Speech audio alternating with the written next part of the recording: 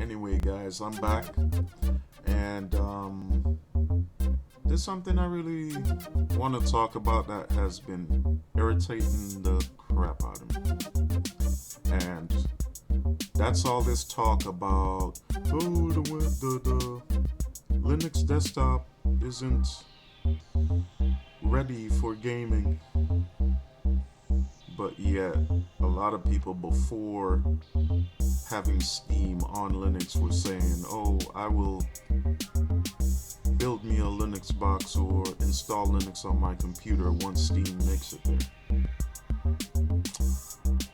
But there's still a lot of whining and complaining, so I'm going to discuss that today on Touch Tech TV.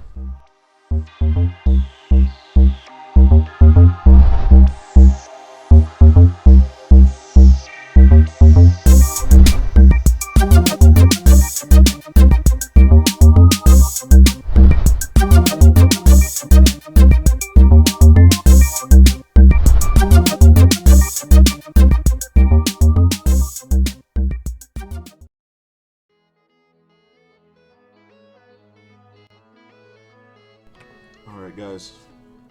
Now, before I get started, I just want to say this. Um, the Linux community has suffered a major loss, and I just wanted to say to his family, um,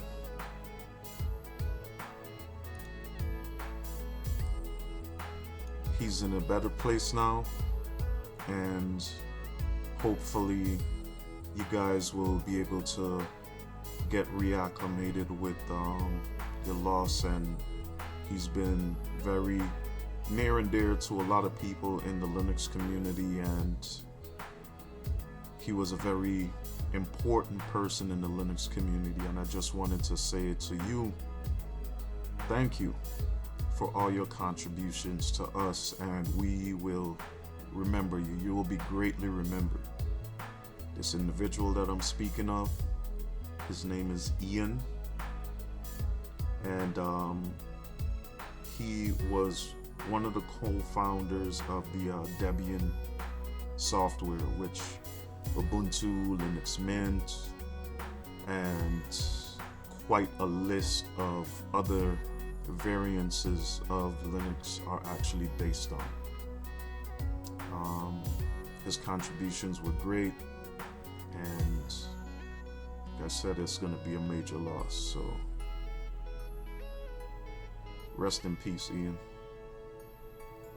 Anyway, back to the task at hand.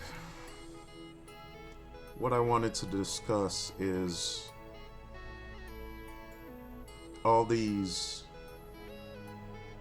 Ars Technica articles about the state of Linux and Linux gaming. Now,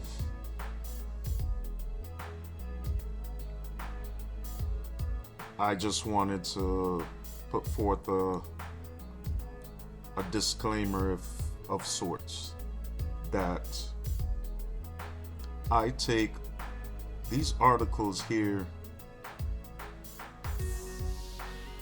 have no merit or show. I don't know how to state it, but I could give two craps what Ars Technica's journalists have to say about Linux, because they don't know the full extent of it, and I just don't know how to describe the lunacy behind their claims. Number one, this website has been sponsored numerous times by Microsoft. So,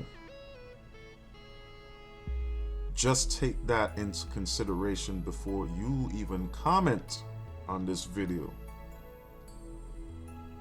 There's been a lot said when it comes to the games that were listed in one of their articles, where they spoke on how poorly the performance of the frame rates in the games were compared to Windows.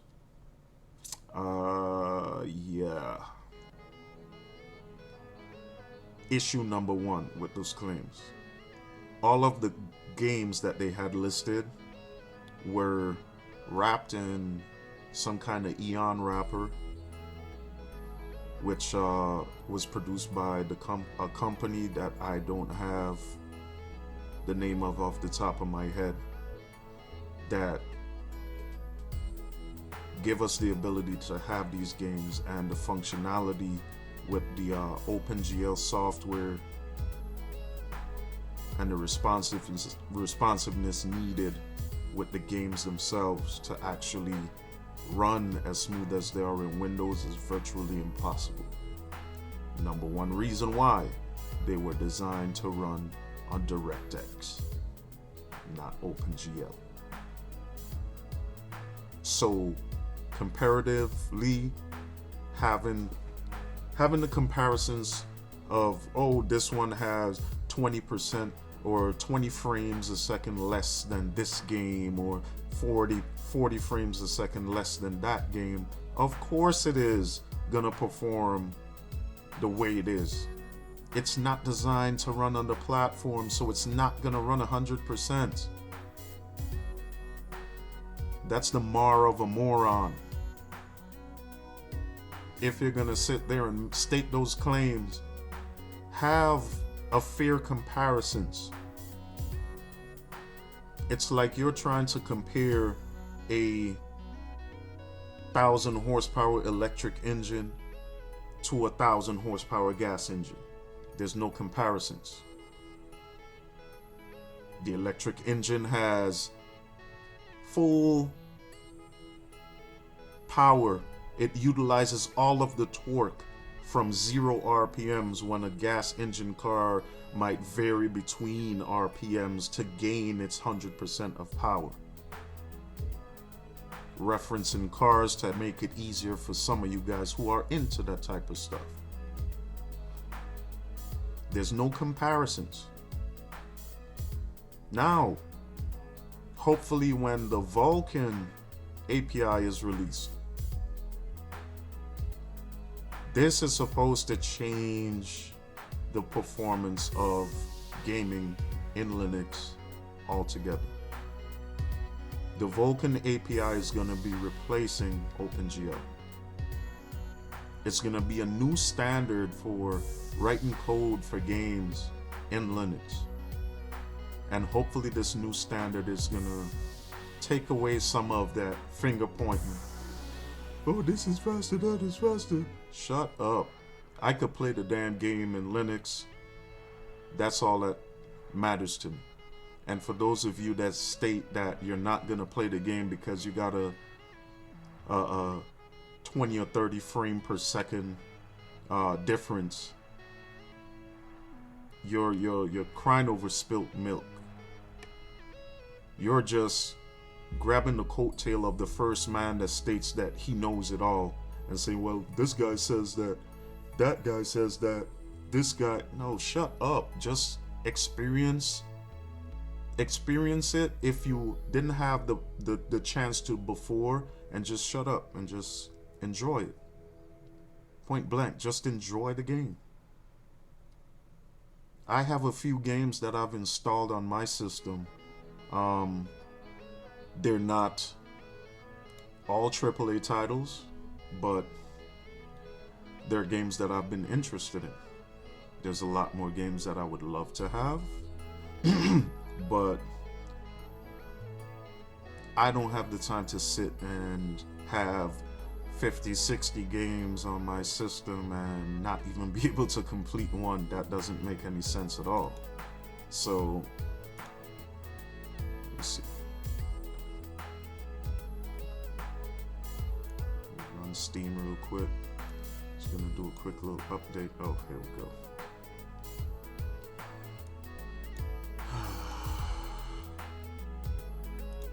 I hate when things are unresponsive sometimes, but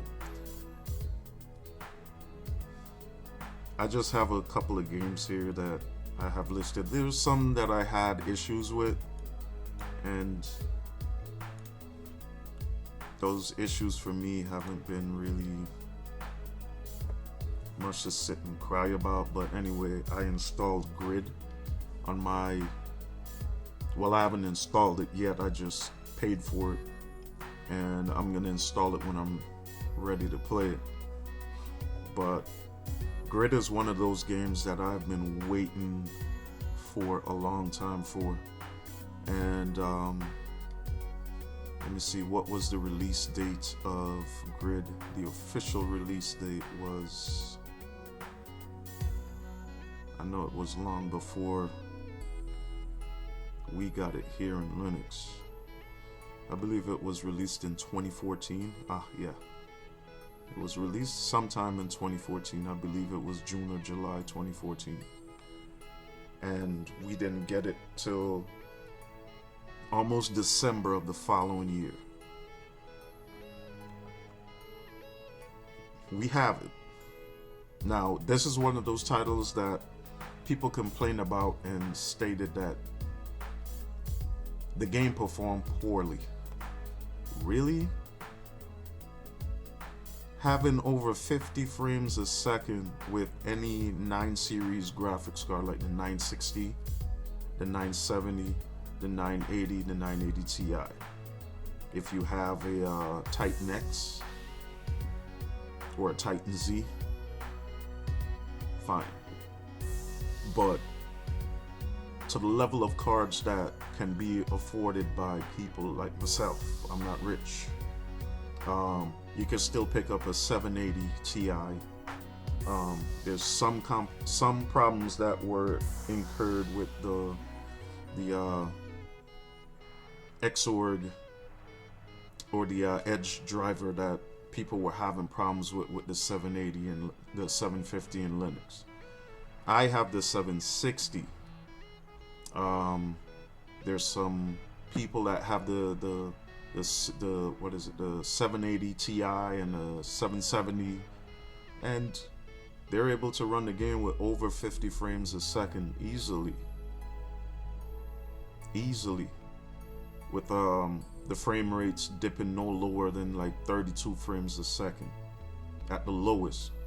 Even on the 760, the frame rates didn't dip below 30 frames a second, depending on your processor anyway. There might be some few cases where people are still running dual cores thinking that dual core processors are great. No, you need to upgrade quickly. Anyway, Grid is a game I've been waiting on, and just to prove that I'm somebody who's been intrigued with racing, I don't necessarily have to prove myself, but I'm just gonna, let me see if I could get these damn pedals from under my desk. Those are the pedals for my GTX, my G27 steering wheel. And I also have the I think it's a GT Pro. I have two steering wheels, two sets of steering wheels. The first one I got for Father's Day countless years ago. And this one right here was purchased for me for Christmas, maybe about 3 years ago. So yeah, I'm somebody that likes to play simulators, and I had my computer dual booted with with Windows. I had Windows 7 Ultimate on my desktop alongside Ubuntu Linux at the time, and I think it was like from 1204, from 1204, the LTS version, all the way up to, I want to say 1310. Oh no, 1404 was the last version of Ubuntu.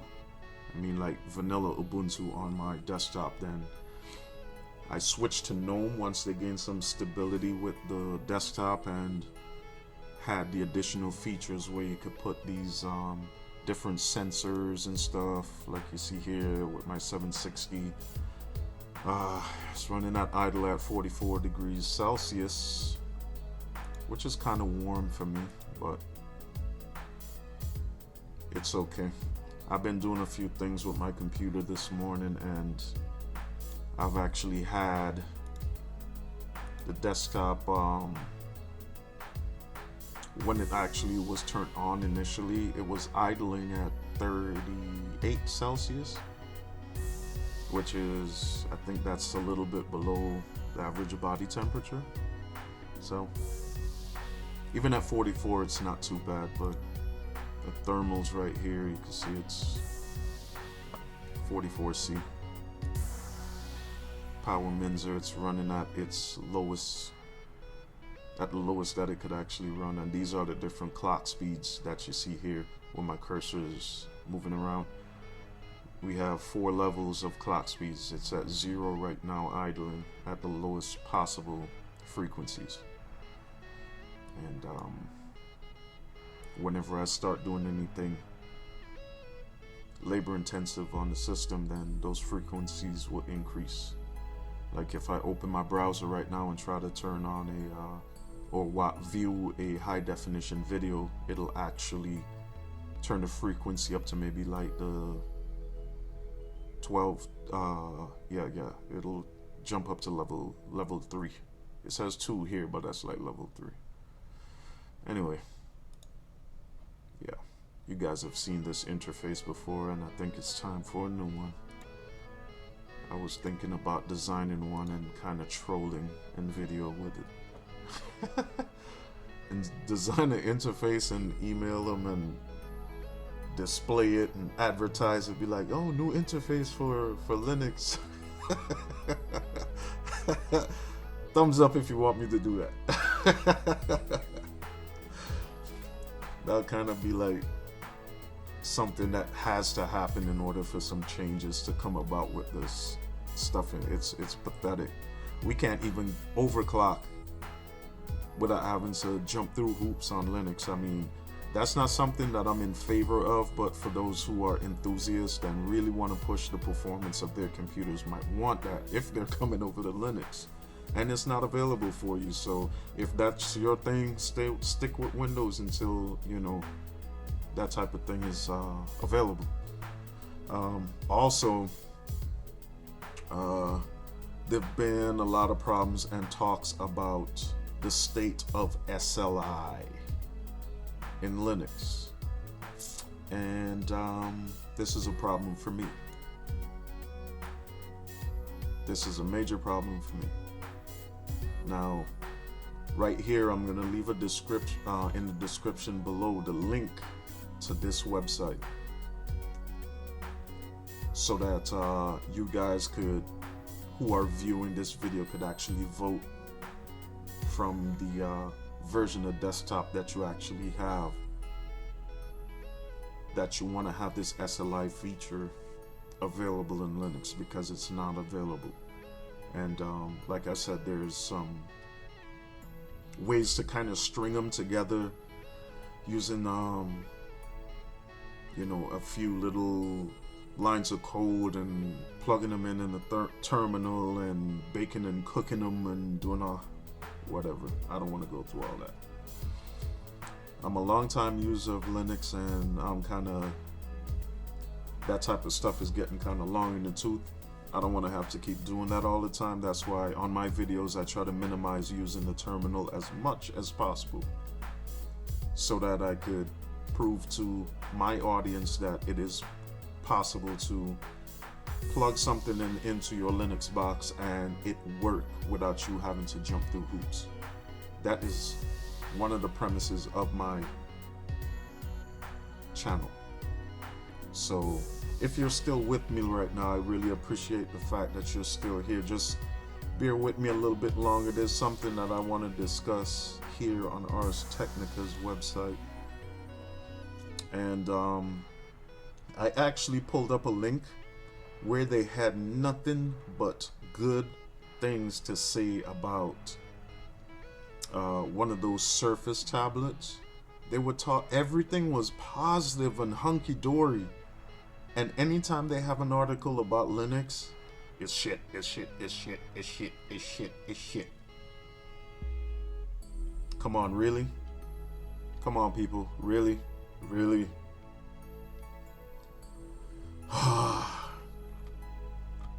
Anyway, for all you Linux lovers out there, these articles are just whatever.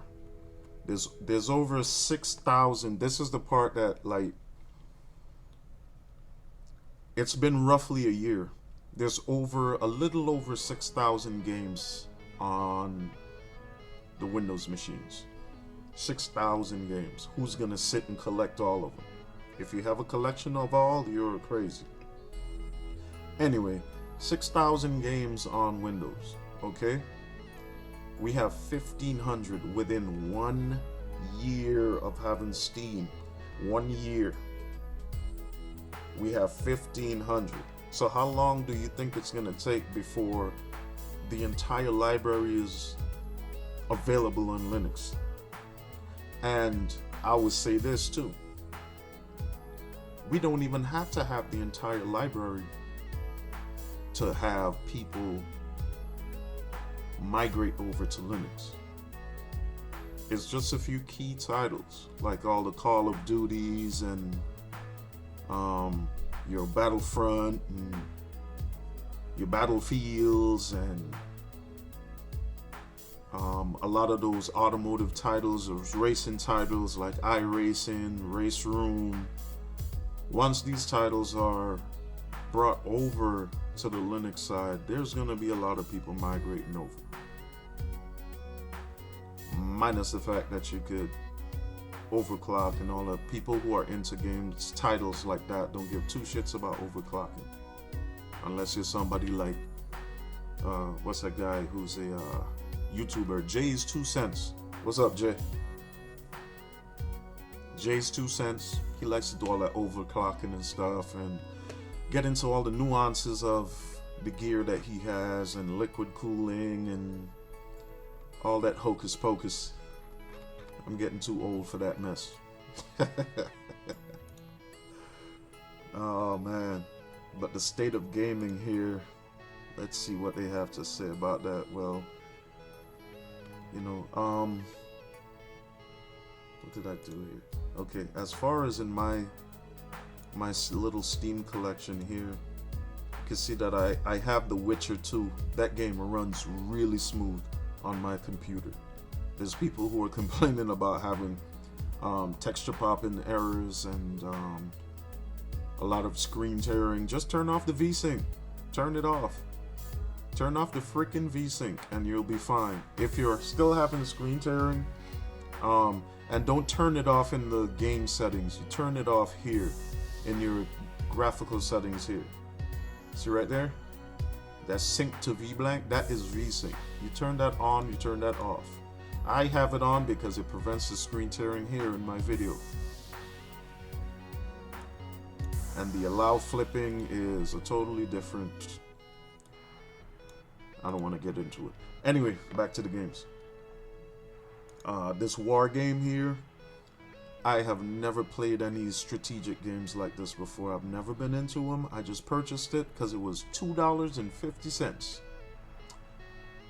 And I wanted to try it, so I said, you know what? For $2.50, I'll give it a go. I also have Borderlands 2. That I already have installed. This game is fun. And I haven't had that much time to play it. You can see right there, only 75 minutes invested. That's a little bit over an hour and 15 minutes of gaming. That's all I put into this damn game. Damn. Anyway, The Bastion. That was a game that I was always interested in, and it's been out for years. I just got the game for like a couple bucks. Air Conflicts was one of the biggest disappointments in Linux gaming to date for me. The graphics are horrible. The gameplay is horrible. The lack of updates, the lack of anything. And I paid $5 for this game on release, and this is long before Steam started to refund people for their games when the game sucked. And then when they actually started the refunds and I said, hey, I don't like this game. I want to change it for something else. They told me, oh, you have too many hours invested in the game. You have over, 3 hours. So you have to keep it. Fuck that. This game sucks. It sucks. It sucks. It sucks. To compensate for that, I had to install War Thunder. This game I've invested a lot of time in. And I'm still only 2% in. I haven't joined any classes or whatever. I haven't joined any groups online. I haven't done any special missions or anything like that. Nor have I even invested any additional cash into this game. And I eventually will. I know I will. But I play this game like I play 2 or 3 missions, then go back to work. I come home from work, sit down, play a couple missions before my girlfriend gets home, and when she gets home, I turn it off. I don't spend long hours on these games. I don't have time to do it. I have life to deal with. I install Euro Truck Simulator. Oh, this game right here, it runs really good, minus 2 flaws, 2 bugs. When I have my steering wheel plugged in, the cursor darts to the top left of the screen and stays there. If I move the mouse, it'll come out of the corner, and once I stop moving the mouse, it'll dart back in the corner. And it's hard as hell for me to select anything in the menus. And then I have to restart the game. I restart the game, unplug the steering wheel, the USB plug-in for the desktop. I unplug it, and once the game has started, you have to go into the menu settings, and in the menu, you have to switch the option from using keyboard and mouse only to using keyboard, mouse, and accessories or peripherals or something like that. It says in the settings. So if it says keyboard and mouse only, it's not gonna accept the commands coming from the steering wheel. It just goes haywire. The second problem that I actually have is that there's a lot of micro stutter. Like maybe every 30 to 40 seconds in the game, you'll be doing something, or you'll be merging from one lane to another, and you get micro stuttered, then next thing you know, a car crashes into you. Like, what the hell? That's the 2 problems I have with it. Other than that, it's a good game. It's, I don't know. It's a simulator. I like games that are based on reality like that. If you're into it, you're into it. If not, oh well. And there's a list of games that I would actually love to have, but they're not here yet. And I've been waiting patiently for a long time. We're supposed to get Project Cars. I don't think we're ever going to see that in Linux. And the crazy part is that people actually paid when this game was in development. Hundreds, thousands of Linux users pumped money into developing this game, paid upwards of $65, $100 even. And the game has been released, and they got buckets. They got 0. Every time there's comments brought up about why is there not yet a Linux port, oh, we're working on it. Or they'll say that they don't want to talk about it. That was the biggest FU of 2014, 2015. Right there. Project Cars, one of the biggest FU. And then Need for Speed, Hot Pursuit. There's rumors about this being ported over to Linux. If it comes, That'll be cool. I would really like to play that game. But you know, there's a few titles that I wanna get that's on my wish list, and let me see what I have on my wish list right now. Yeah.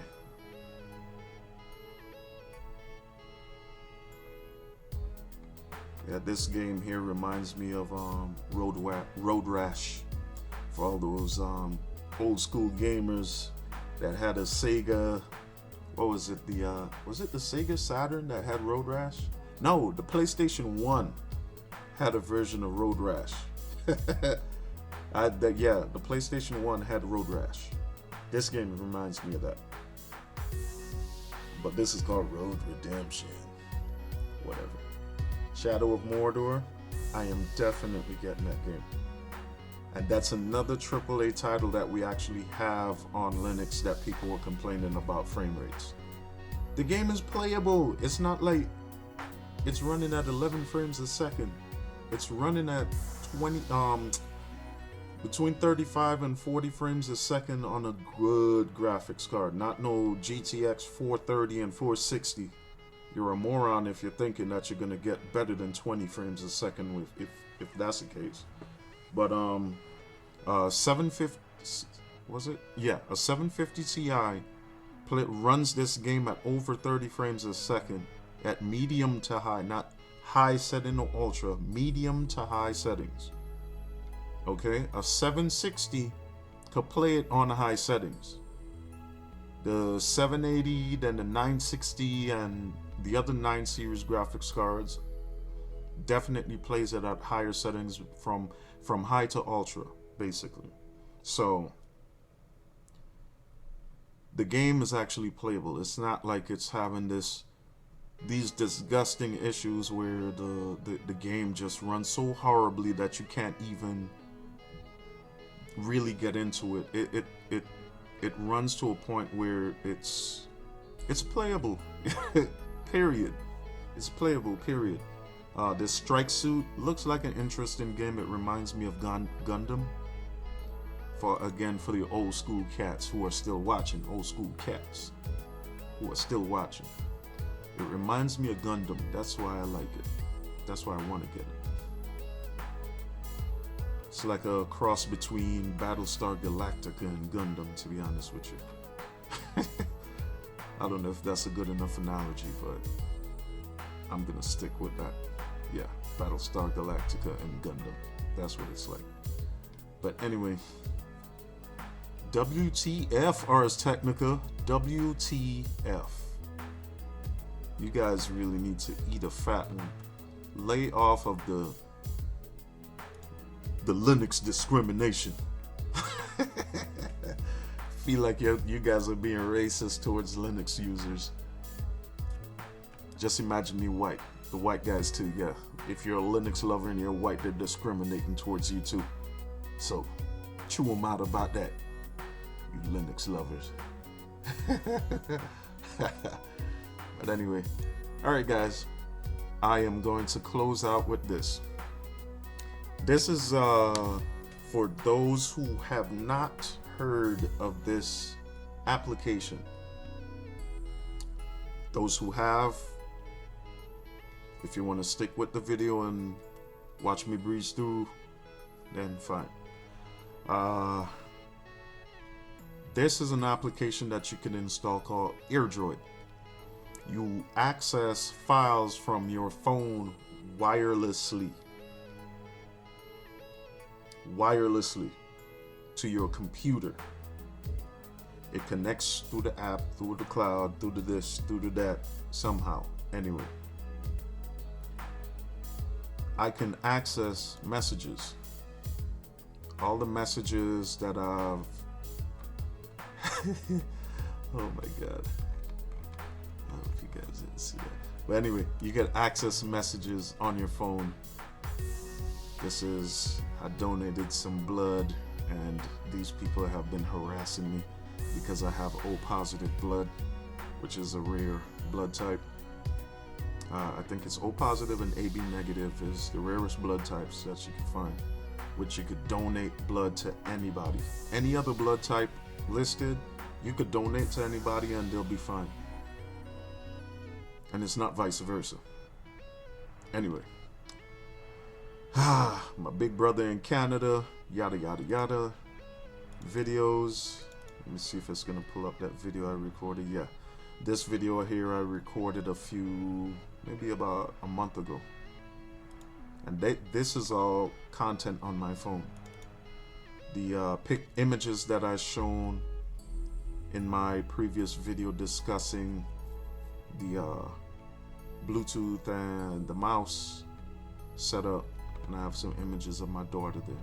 It's my baby girl. Yeah.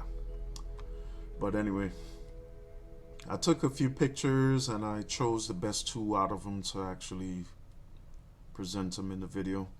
But these are all images off of my phone, and I could download them from my phone and store them on my desktop. All of my contacts, I could download the list of all my contacts and store them on my desktop. Applications, this is cool. You could delete applications off of your phone using this app. This is cool as hell. Let me see. I'll reinstall this. I have another program that I have for antivirus. Anyway, go ahead and OK it. And then on my phone, I could confirm the uninstallation by clicking OK. And it's gone. That is cool. I could, and it once my phone is actually plugged into a charger, right? So once you plug the phone in, it actually shows you how much charge you have on your phone and that it actually is plugged in. Because once you unplug it, it's only going to show the level of battery that you have, which you just saw because I unplugged the phone from charging. I plug it back in. And I have the settings in the USB on my phone that I don't want any exchange of data over the USB, only utilizing it for charging. So, yeah, that's that. Airdroid. You install it on your phone, and once you connect to your wireless adapter, your wireless router, and access the website, it's web.airdroid.com. It's going to be in the description below. Once you access that, you're going to have a little QR code, QR scanner, whatever it's called, on the screen. Close this crap. You're going to have a little QR scanner on the screen. See, I just received a message from my girlfriend, and I'm not going to read the message in front of you guys. You guys are funny. Anyway, it'll show a QR code on the screen. You scan it with your phone, and after you scan that QR code, it's like a security code type thing. Then you will be able to access the Airdroid feature on your browser. You could use it in Firefox, you could use it in Chrome, and actually you could install, I believe there's an Airdroid app in the Google App Store, I think. Let me check, because I have Google Chrome here. One thing I hate about Google Chrome is that once you access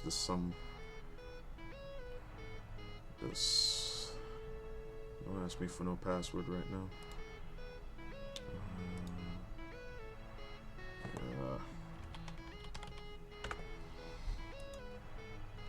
Yeah, I believe there's an Airdroid app. Once you install the app, it'll be listed here in your other list of applications with along with this stuff. This is another cool app. I wasn't gonna show you any extras, but this application here I've been using to learn a little bit of Spanish. Yeah. And there's a number of languages here that you could actually learn. Like Portuguese, the neighborhood that I live in, literally minutes away, there's an enormous community of Brazilians. And It'll be nice to learn some Portuguese too. To learn Turkish. What I want to learn is a little bit of Russian. I want to learn some German too, and Chinese. But Chinese isn't listed here yet. I'm supposed to be working on that, but the Chinese language is very hard to learn. For me, it is. I have a little bit of a problem with the hearing in my left ear, so certain phrases sound similar to me when it's really not. So I have problems with my hearing, so it's a little bit more difficult for me to learn another language. But I've picked up on a few words in Spanish. Mi amigos en español. Yo no hablo mucho español, so don't start typing in Spanish in the description or in the comments area. I'm gonna use Google Translate on you quickly. But anyway, guys, thank you for viewing my video. Subscribe. Share this video with anybody who you think might be interested in hearing any alternative arguments to what they've been talking about with Linux and whatever have you. So anyway, I'll be uploading a few more videos later on whenever I have the time. Life has been preventing me to do so too often. So once again, thank you guys for subscribing and have a good one. Peace.